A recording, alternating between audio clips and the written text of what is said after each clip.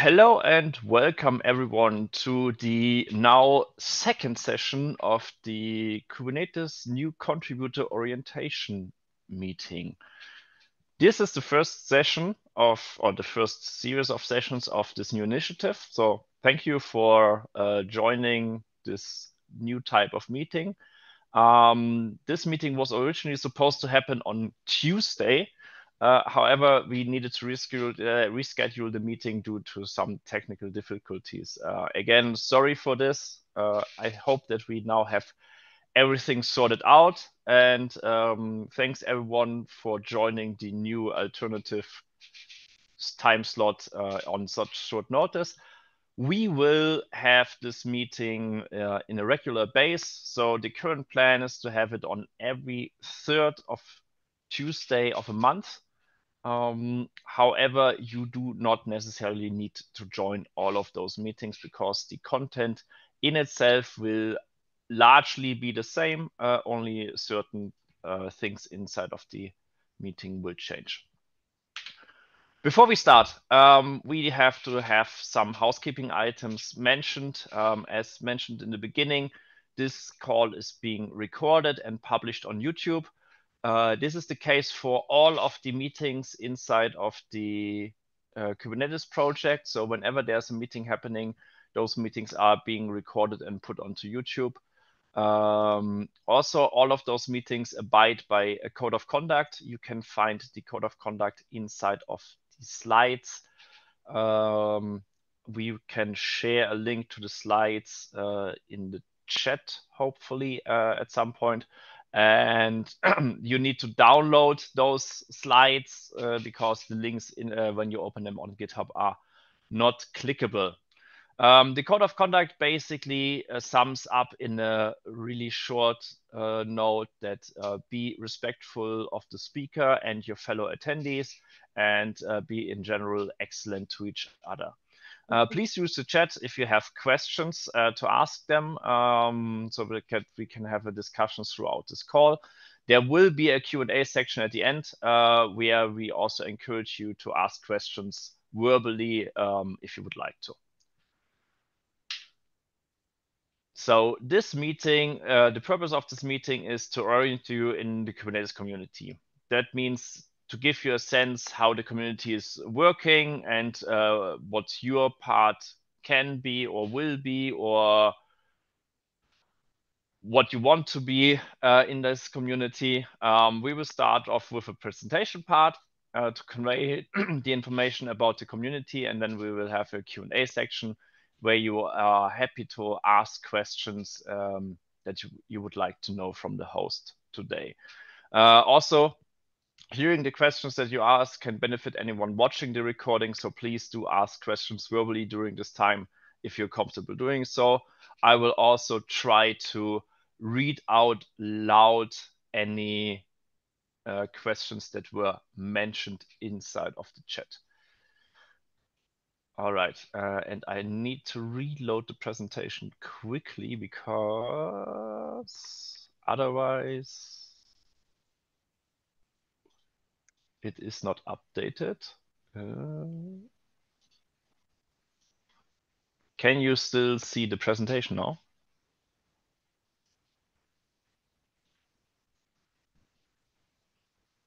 I hope so. So who am I? I am your today's host, and I am joined by Sandeep, who is missing on the slide because it was like a last-minute notice.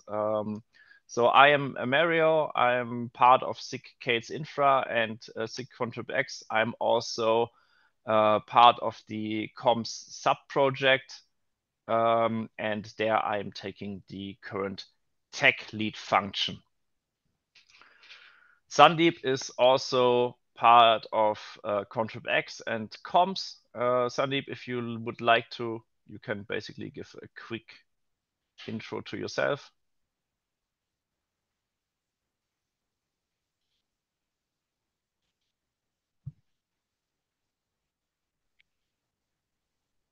Hello, can everyone hear me? Yes. Yes. So I'm Sandeep and I'm from India.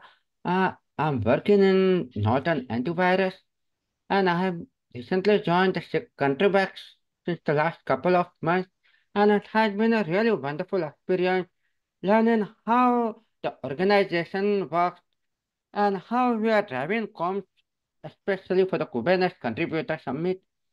And the idea for this meeting originated during a brainstorming session we had because as a new contributor to Kubernetes, I was struggling myself to get a feel because Kubernetes is really very overwhelming. So hopefully today's introductory session gives you enough to get started. Thank you. Thanks, Sandeep. And all of your work is always appreciated. So, as we already mentioned, meet the Kubernetes folks. So Kubernetes is a community, and it's a very big one. It's a group of people who work together to create and maintain the Kubernetes project. You can see some of the lovely followers and contributors on this picture, which was taken towards the Kubernetes Contributor Summit in North America 2023 in Chicago. Here are some numbers to give you a sense how big our community is. We track data about our contributions via GitHub and a few other contributions tools, and we collect them in a tool that is called DevStats. It's basically a big database that informs you about Kubernetes contributions, and you're welcome to explore it yourself. The good thing with this DevStats is that this is also being handled for the other CNCF projects, so you can also see the work that other folks are doing to other CNCF projects. So we pulled out this statistics in March of 2024. At this time, we had over 86,000 contributors who made over 4 million contributions. And all of these contributions are reviewed by just 6,500 people with reviewer privileges. We'll talk about what a contributor might mean and who a reviewer is a little bit later. Another visualization we now see is how large our community is and how fast it's growing. The graph is from the 2023 Kubernetes project journey report, which shows you how we've grown from the beginning in 2014 to today. And as you might know, this year is the 10th anniversary of Kubernetes, and we've grown from 0 to 80,000 contributors in our first 10 years. What is Kubernetes? Now, before we dive deep into the community, some of you may still be unfamiliar what Kubernetes is and what it does. Kubernetes is an open source container orchestration tool. Open source means that it's made by people around the world, some of whom are paid to work on it, but many of whom are volunteers. And the code of the Kubernetes software is publicly available under an open source license that describes exactly who, when, and how the software and its source code can be used. And the cool thing is Kubernetes is orchestrating containers. So let's dive into what this means. So businesses usually have a ton of applications that they need to run. So they have logistic applications, they have websites, they have tracking applications, and so on. And these needs to run somewhere. And so we need a lot of computers or servers to run those applications on. And Kubernetes enables business to say, hey, Kubernetes, here's the computer I have, and here's the app I need to run. And you can describe various levels of detail about what that application needs to run, on what hardware it might need, and Kubernetes will run it on a machine for you. It also provides some handy functionality managing the application while it's running. For example, it can provide some help for the processes for updating the application to a new version. Exactly how it does all of this magic is what the Kubernetes contributors work to maintain and improve every day. So let's have a look in our community structure and learn how the community is structured. Kubernetes is an open source project within the Cloud Native Foundation, the CNCF. It's a non-profit organization with the stated mission to make cloud native ubiquitous to an end. They support many open source projects that enable companies to run applications in the cloud. The CNCF provides a variety of guidance and support to its projects, including legal support, code of conduct, help with logos, copyright, helps with funding for resources, helps for funding for infrastructure, and general support. So the pyramid below the CNCF represents basically the structure of the Kubernetes project itself. At the top, interfering the most with the CNCF and presiding over the various topics that affect the entire community, and the project is the steering committee. The steering committee is a body of 7 members who are elected by the Kubernetes org members. We get over what an org membership is shortly, and they basically help to steer the Kubernetes project. With a project so large that there are many concepts within the project that needs unique skills and knowledge. For example, the way Kubernetes nodes where workloads run onto, what is the area of expertise that you need to have in the specific part, and it's another challenge to write and maintain documentation, for example. And you need folks with different expertise to provide like a general overview of how those different topics work with each other. So we split up the project in something that we call special interest groups, or SIGs. And they are basically the main core function of all of this of this whole structure. Sometimes, however, there are bigger areas that need attention that are both very significant and cut across SIGs, so that you cannot handle within one SIG. And sometimes these splits out in what we call working groups. A working group is generally temporary.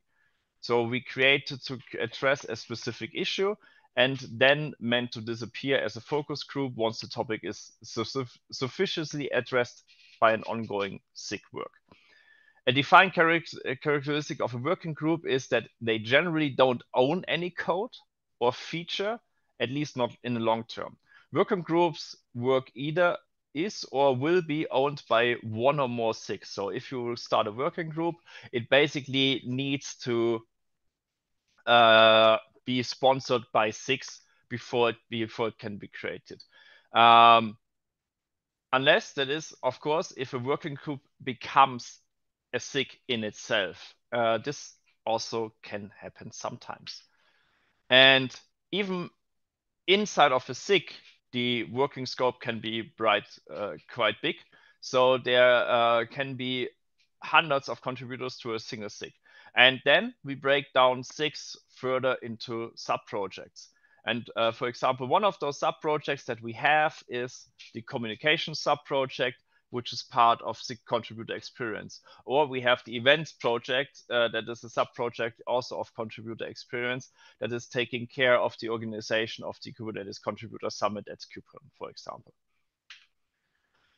Currently, we have 24 special interest groups, 7 working groups, and 3 committees inside of the Kubernetes community. We can basically further group SIG and working groups by their scope. So some of the groups are operating on a project level, and they all work in the project and all other work in the project depends on them. We will see some examples in a short time. Some groups work on a horizontal level, meaning they have technical focus that is both deep and broad and own core functionality from a project architecture perspective. And we have vertical groups. Vertical groups have deep specific technical focus that depend on the work of the horizontal group. And of course, both horizontal and vertical groups depend on the work of the project groups. Now that we heard all of this, let's have a look how this looks like in a big picture. So here we have a diagram of all of the SIGs and working groups that are currently active in the Kubernetes project. For example, when we have a SIG on a project level, we have, for example, SIG Infra. SIG Infra is taking care of the infrastructure to run tests and also run the builds of the Kubernetes project, and also is responsible for having the the infrastructure for all of the environment of the registries and maintained, so that everyone can basically download binaries of the Kubernetes project. Of course, all of the other 6 basically rely on those infrastructure. So that's the reason why it's a project level infrastructure.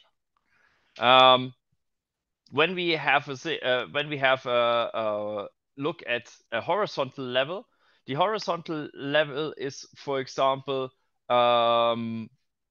some work of the SIG API machinery and SIG auth, because they basically interact in between other SIGs, but they are not affecting like the whole project level. And when we go into the vertical level, you can find a lot of familiar concepts like auto-scaling, scheduling, networking, and node. You might want to refer back to this diagram later when you want to explore in which groups do you want to contribute. Feel free to ask questions about these during the Q&A. Now we've clarified how Kubernetes is working. So let's now look into the why. Why are reasons to contribute? There are many reasons for people to contribute to the Kubernetes community. For some, it's their job requirement. These are contributors who work in the community, and they get paid by their employees. We also have a lot of folks that are working purely on a volunteer base. And we have some of them that are somewhat in the middle. So they contribute sometimes in their free time and sometimes in their work time. But they are, most of the community is doing a lot of things additionally outside of their job.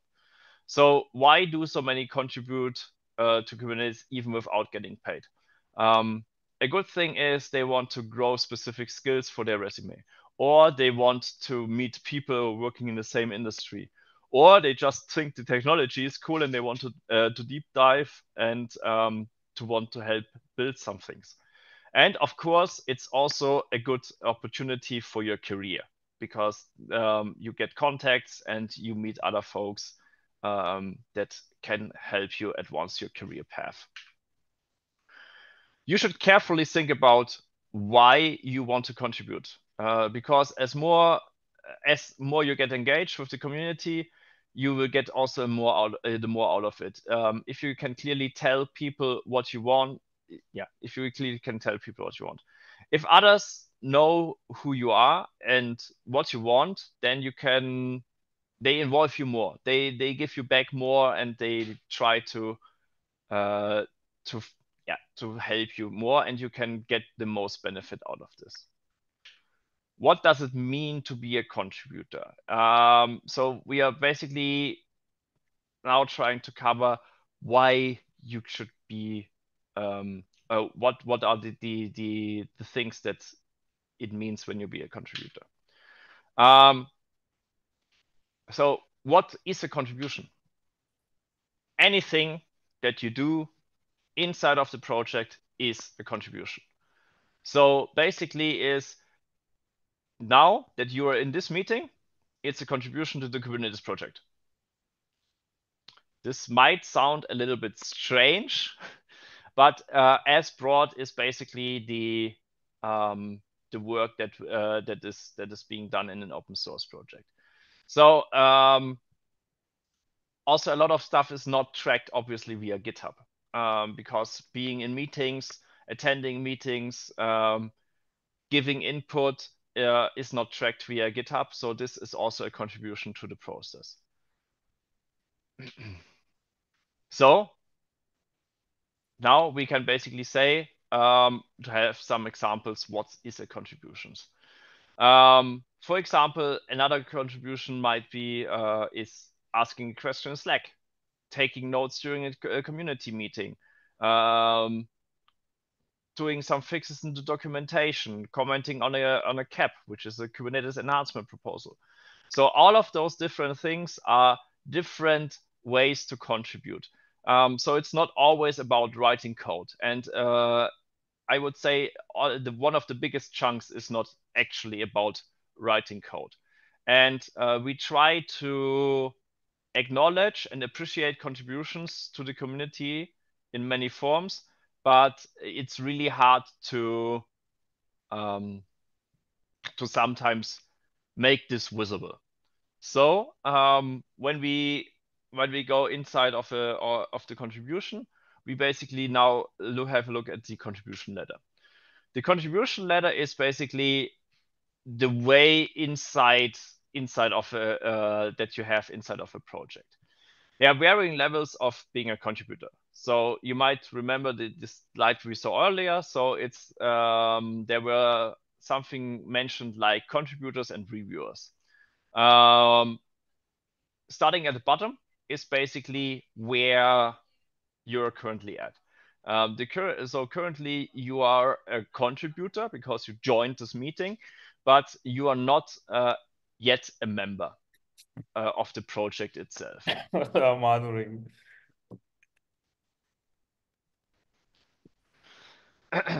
Sorry. Anyway, when we start, basically the next step would be to if you want to get really involved with the community, you might want to aim for the organization membership. So basically, an org member refers to a Kubernetes organization member inside of GitHub.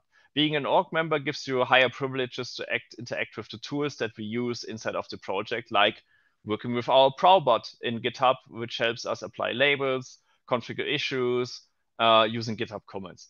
Also, having an org membership is a sign that you're an active, engaged contributor who intends to contribute in a more structured way within the community. You are not just picking a single issue or asking one-off question, but you're probably developing expertise in a certain area of the project. You might be contributing to one or more of the sub-projects or 6 in a consistent and measurable way. So you will be ready to become a Kubernetes org member when your contributions you work on with regularly and other people are familiar with what you're working on. And they can vouch for you as a sponsor because you basically need a sponsor to get, or you need 2 sponsors, sorry, you need 2 sponsors to get an org membership. Beyond the org membership, there's basically an increasing level of trust, ownership, and responsibility that you can pursue, but you don't have to. But once you're engaged in an area for a while, you might get more knowledge and more acknowledgement. So you can also help to review contributions or pull requests from other contributors. Eventually, you might be trusted enough to have the final say on whatever code is code or block or documentation changes are valid and can be merged or the contribution can be accepted and displayed. Then you would basically become an approver. If you become a strong expert in a specific area, this is a highly trusted position and you're regarded for expertise, you might take on new responsibilities. So the next step would be a sub-project owner. A sub-project owner, it's basically the point where you take over one of the sub-projects. So you would be like a tech lead in for comms, or you would be a chair for one of the sub projects and so on. And it's basically moving more towards also project management position on this part. When you're an expert and in your specific area, you can start leading these areas. You also might take on responsibilities from various other resources within this area and need to communicate to the other projects as well. For example, you might take on the responsibility for the README file that defines the whole sub-project, which is where basically people go and learn about what is happening in this sub-project.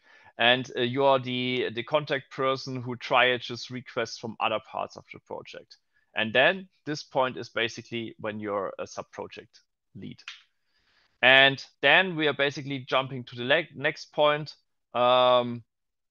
If you're leading, you're then leading a SIG, you're interacting with other sub-projects, you're developing a strong sense of mission and objective and your ongoing work as a SIG as a whole, and then you can eventually become a chair or a tech lead for a complete special interest group.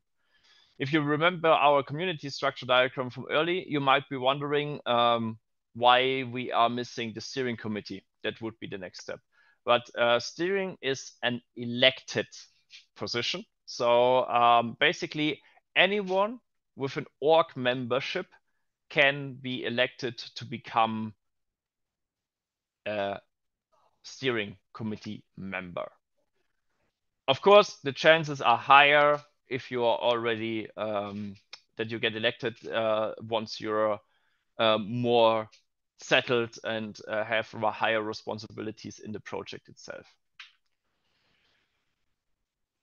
This ladder might seem like a true path to contribution, but I still want to remind you that there's no single path for your contribution journey. Most contributors end up contributing in multiple areas of the project. Some people even develop ownership in different SIGs at the same time. Just because you're learning and contributing in one SIG doesn't mean you can't check out others. Remember, most contributors are at least partially volunteers. Almost every contribution is doing it because they love it. So look around and find what you love to do.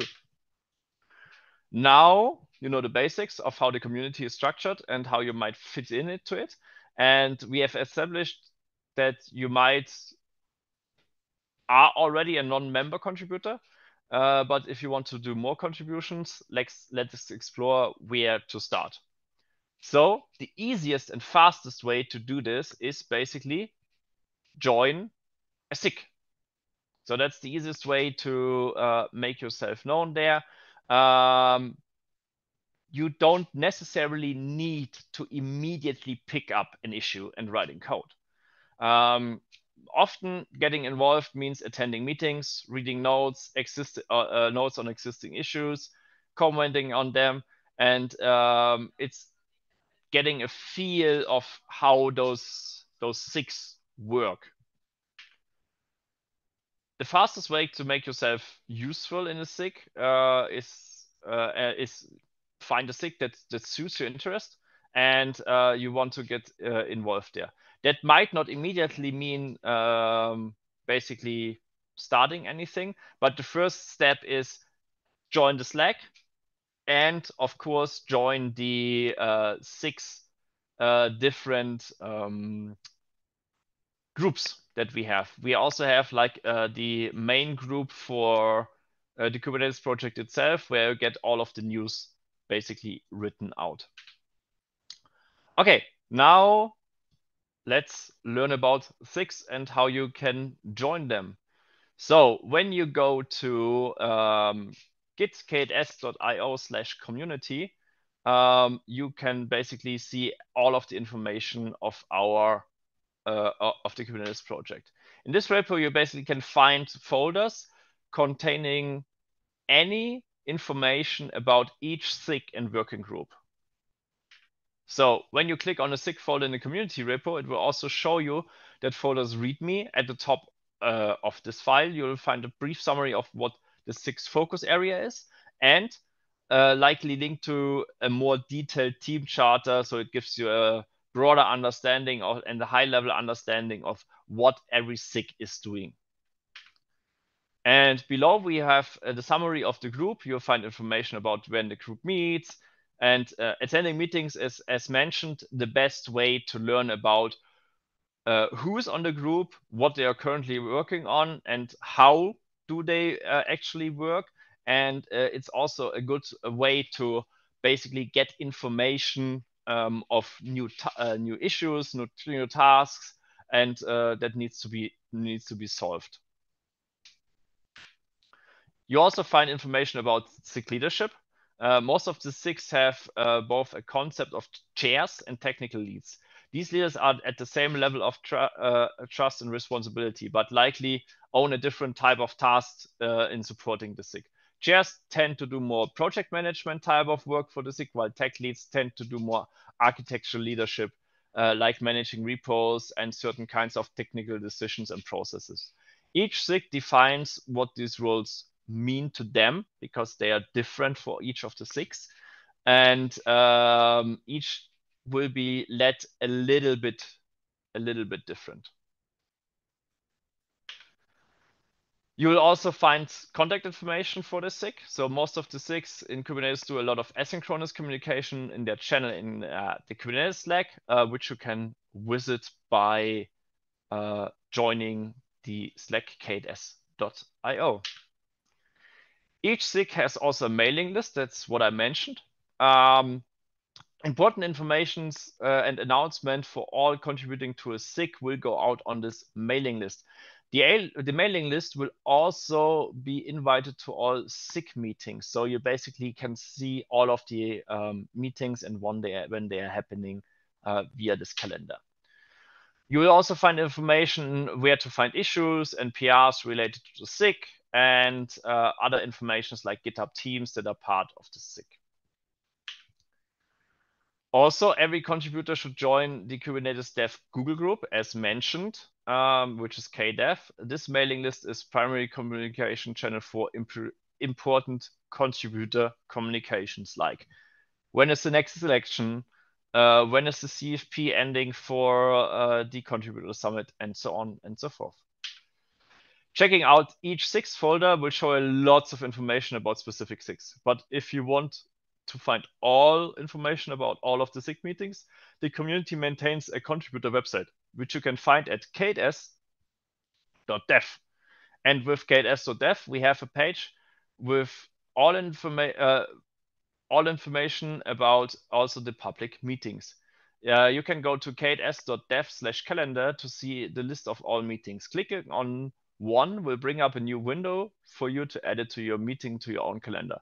This can be a great way to get a sense which groups meet at which time and what may work for you. Additionally to this is there are usually more and more meetings happening in 2 time zones. As you can recognize by the meeting that you're currently in, we try to have a meeting slot for each, for a lot of SIGs that is more APAC and EMEA friendly, and one that is more American and American continent friendly. Now, let's have a look in what actually we have current work opportunities from the different SIGs. So we reached out to the different SIG leads in the beginning of each month. So we reached out for them at one time now to ask them and to share current opportunities where they would like to have new contributors. So you can see on this slide evergreen opportunities. Evergreen opportunities are something that is basically always available. So one of the most important thing is note taking. Note taking is usually when a SIG meeting happens, there's also be a note taker, and the note taker person is taking down just what is talked about inside of the meeting. You don't have to have any prior knowledge to this, and you don't need to have any experience. Basically, just have a look at the previous meeting notes and see how they are structured. For the SIG contrib X, we have an evergreen opportunity, which is SWOT-like procs. It's in the sub-project of comms, and it does not require any experience. And it's basically writing blog posts about different SIGs. So you start an interview with them, and then you're writing a blog post. This is also something really, really good for you, because you can get an overview of other SIGs in the project, and this will be published on k8s.dev and sometimes the Kubernetes blog. So basically you have a meaningful contribution with your name attached to it that is publicly visible for the world. The next all green topic is the Kubernetes Contributor Summit staff. This is usually happening 2 times per year, and it's organized by the events sub-project. The only requirement for this, and this is something that you need to do some stuff prior, is requires org membership. So I'm the current lead for the Contributor Summit in Salt Lake City, and we are always looking there for volunteers that are joining us on site, or we have comms part that Sandeep already mentioned, where you basically take over the communications to inform everyone about the Contributor Summit. For SIG docs, we are basically, they have a PR review program that anyone can review. So this is different to all of the to the usual reviewer position, and it's the PR Wrangler Shadow program. It's basically a rotating role that for 1 week you're responsible for reviewing PRs together with someone. They also have a new contributor meet and greet, which is the first Tuesday of the month at 10:30 UTC. And for more information, please go to k/community/community/SIG-docs. Evergreen opportunities are great. They are represent work that always needs to be doing, and which is likely well defined. But a lot of work is one-off style. Excuse me. An issue that needs fixing or work on a new feature. Many of these types of tasks require certain skills to complete. You might see an open request that requires a skill you want to develop and think you should pick up the task and learn. Be wary of this. If the task was easy for someone already in the SIG to do it, it probably wouldn't have been an open request. Many requests with skill requirements are open because no one in the community currently has those skills, so they can't teach them. Or they may be open because the people who do have the skills are too busy and can't pick it up more work, including helping others. But if you're coming to the community with existing skills like certain programming language or specific technical skills like Linux networking or expertise in a certain cloud provider, these tasks would be a great opportunity for you to contribute to the community. So we have current calls for help. So these are the one-off things. For the Contributor X, we are looking for someone to help maintain k8s.dev. The skills that we are requiring is knowledge of Hugo and Doxy, because that's the way how it is written. And for the mentoring program management, which is also new, we need to Get back to that same one I opened before. It's not opening it. I'm sorry. I need to. So for the mentoring program, we need to help set up basically to set up the mentoring program, which requires organizational skills, planning, and communication. And we are trying to keep track of the various mentoring programs that we are currently supporting, like LFX, Google Summer of Code, and so on. We need some familiarity with the community and some, as mentioned, programming skills. Project management skills. For SIG-docs, we are also looking for people that can do blog reviews so that they can review proposed blog PRs.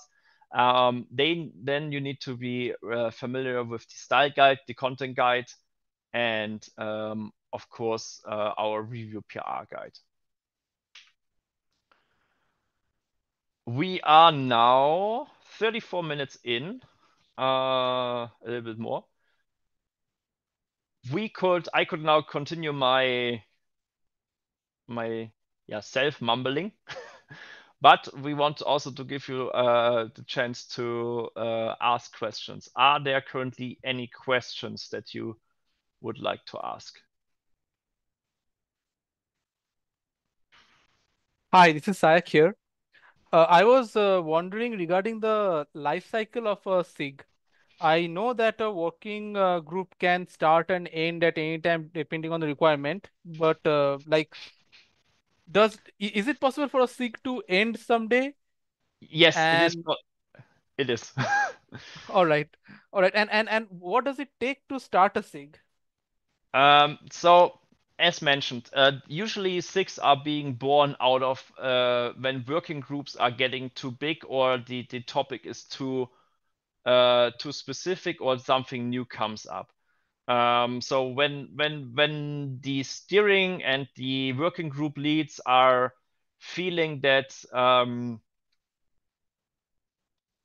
the part of the working group is so big and it also needs to have like own code base and own code contributions to the project itself, then it will eventually be evolve into a SIG.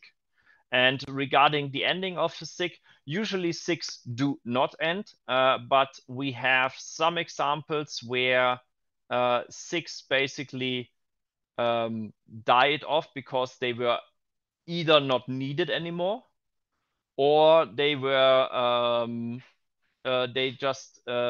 they were part of the project, like user studies, but the people haven't had time anymore to run the SIG, or that there are no one left inside of the SIG.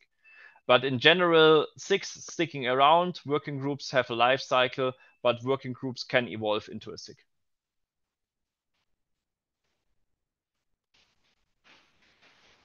Great, thanks.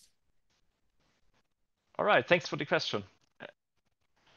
Another question in the chat. For being a member, I wonder how much work usually required to get sponsored by 2 members. Is frequency the key for this, or the impact of the contribution itself? Frequency. Definitely frequency is the key, because the problem is if you have a big impactful contribution to the project, at the end somebody else, and then you're dropping out, then somebody else needs to take care of this, right? So this basically means that the work still is around.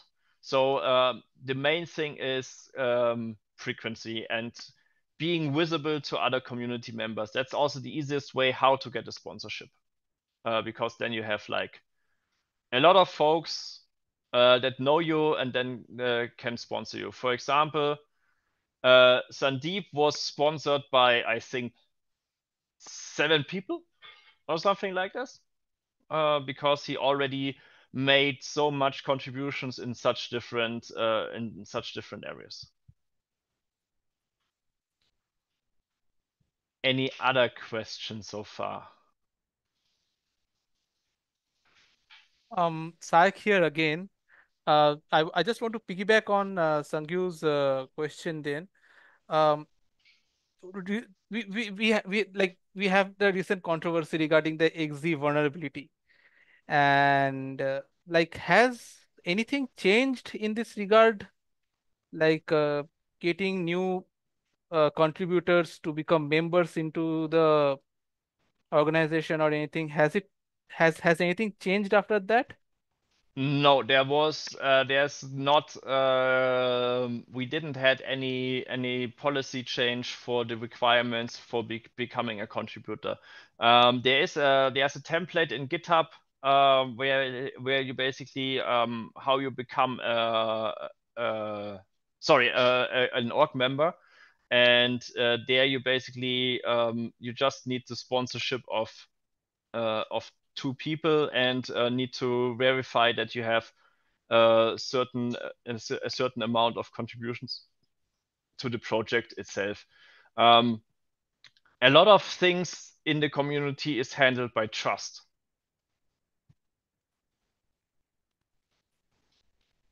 All right. Again, thanks. Yeah. Is there a URL for fetching all current calls for help? Unfortunately, not. We are trying to solve this by this meeting, so that we basically we will upload each month the presentation with the call for helps to the GitHub repository, so that we can basically share those in the that people can basically look at this and see what is open, but we don't have an overview. And there's also the trap of good first issue, because good first issue is usually not a good first issue. So the main problem for good first issue is that usually people just pick it and never work on it. So it will stay a good first issue for a long time, but is already claimed, so no one else picks it up. And then you're basically stuck in the common contributor pitfalls, which would be like the last thing that I could dive into. And that's the main problem, basically, that the easiest way to get tasks is find out which SIG interests you the most and the area that interests you most, and join the meetings, because most of the tasks are being discussed inside of the meetings, because they are basically the project organization topic of the specific SIG. So I would recommend to you look at all of the different SIGs and see what is a SIG that interests you the most, and join the meetings, because that's the easiest way to pick up tasks. Next question: Do community members, in whatever capacity they are contributing, get paid? The main reason I ask is sometimes consistency requires little rewards to maintain the momentum. There is no payment of community members. The only way how you can get paid for contributing to open source is if you find an employer that basically enables you to contribute to open source in your work time. So, for example, the company that I'm working for we have a lot of open source contributions because it's core part of our own product, and that's the reason why I also can run those meetings, because I partly get paid in working hours that I can basically spend on open source work. But there's no payment from the project itself, because the project itself does not have money. We also don't have the money for the infrastructure. This is basically gifted to us by the CNCF. The only thing that the benefit that you have is recognition in the community. It enhances your skill set, and you get contacts for getting jobs eventually, and you can basically join the Contributor Summit. All right, then my chat jumped. Regarding SIG Infra, how we are managing infra access to non-member contributors who needs certain access to fix the infra issue or add a new feature. So SIG Infra is a specific topic. The good thing is 90% of the infrastructure, and Corey is also in the call, who can basically say one or two sentences about this, is managed via infrastructure as code. So we try to have as much infrastructure managed in the repository, and anyone can contribute to the repository. Corey. Yeah, true. So there is a repo called cakes.io. If you go there, you would see all the Terraform code or GitOps related code, everything there. But yeah, the access to the servers are currently for I would say some members of the SIGs. I guess it's a correct way of saying it. But yeah, you can always create a PR if you think that there would be a fix or improvement, and it will be reviewed and maybe merged. And also, again, join the SIGCADES Infra meeting, which is happening bi-weekly at late for European and APAC folks. Yeah. Sandeep, thanks for answering the question in the chat.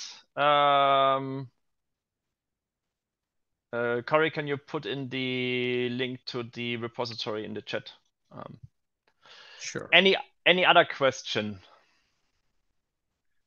When we're looking at like contributing to Kubernetes, is it generally better to start with reviews and looking at existing code, or is it better to start with a PR that fixes an issue?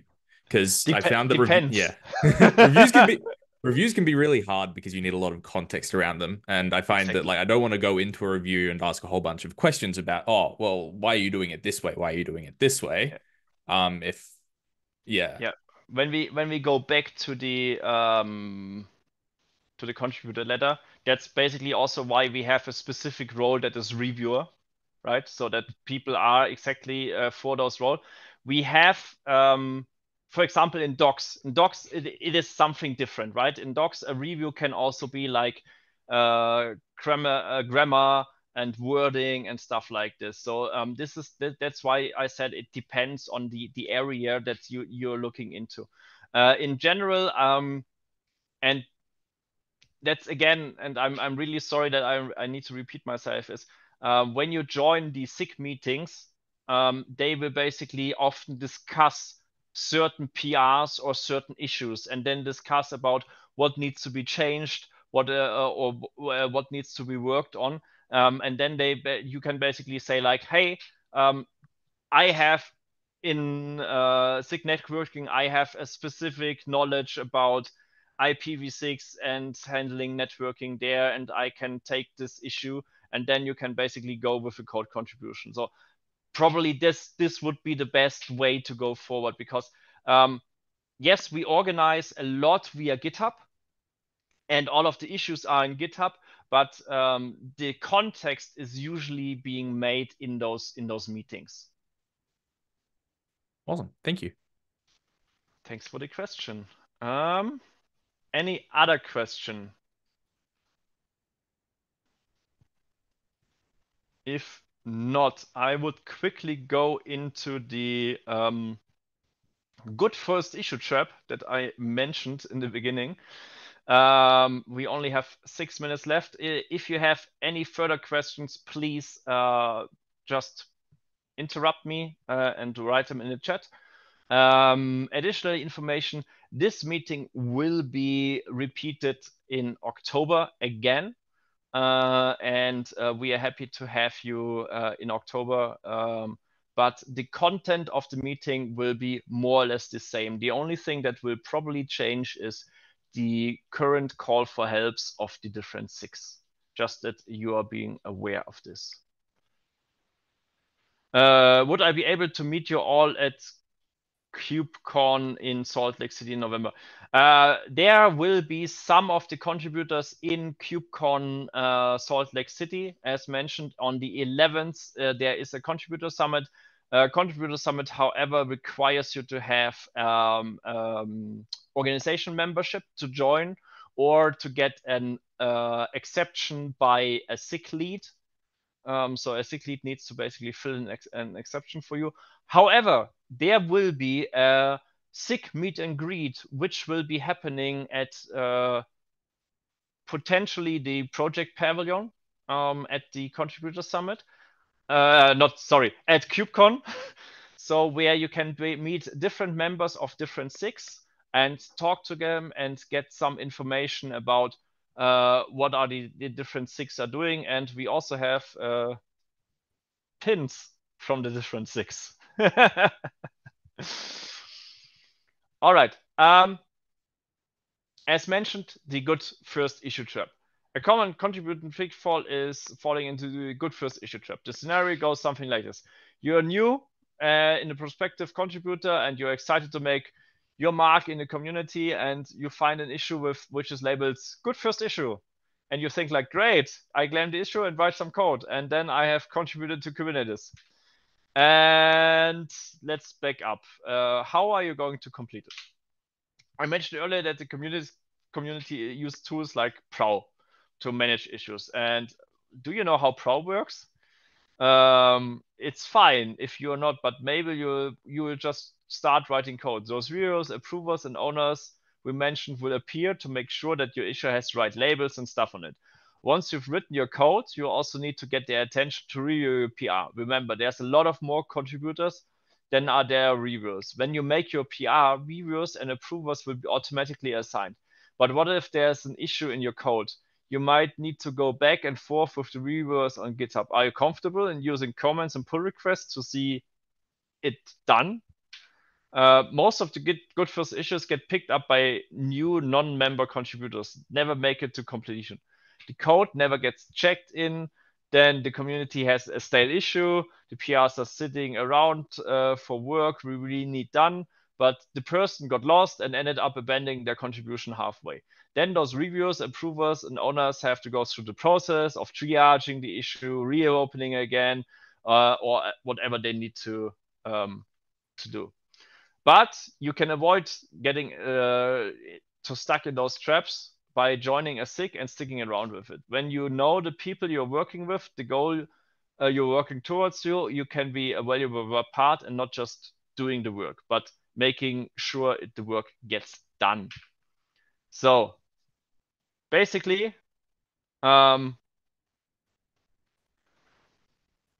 it was a lot of information, right? That we covered today, and this is just the orientation. When you join a SIG meeting, you will probably be again overwhelmed. A lot of SIG meetings exist pure for the active existing contributors to collaborate with each other in an on-progress active work. That doesn't mean you shouldn't join as a new contributor. You will learn faster by joining those meetings and watching the process in action.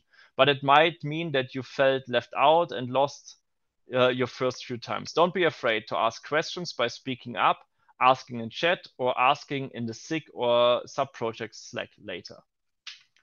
The community is a big, diverse place. It's diverse in terms of people, skills, technology, and so much more. It might take you a while to find a place that clicks with you. It might be a particular SIG or sub-project where you might find opportunities to build the skills and connection that are most important to you. Don't forget that you can move around and explore other groups within the project. Most contributors end up contributing in multiple areas, and many find a particular area that they dive into on. And for example, my journey is like I started in SIG KS Infra, but I've mainly done some project management work there.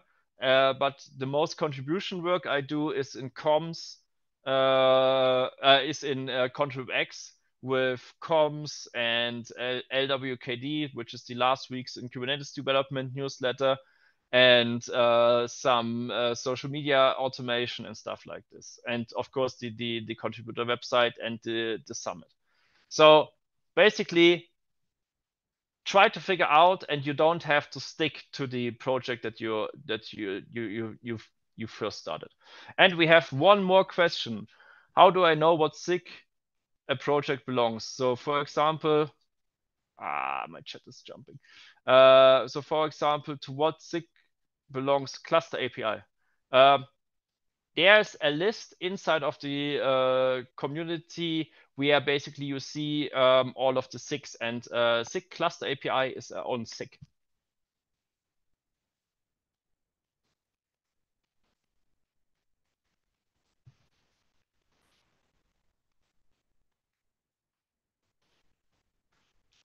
All right.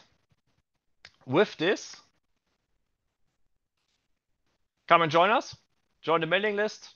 Check out Kubernetes/community. Follow the new contributor guide that you can find on kds.dev/guide. There's also a guide for your first contribution. And you can find, there's also a Slack channel, which is the Kubernetes New Contributor Slack channel. And then just join the SIGs that you're interested in and read up on the SIGs. Thanks for sticking around. I'm sorry that I overtook the time by 1 minute, and I hope to see a lot of folks of you either at the Contributor Summit in the future or in any other SIG meeting.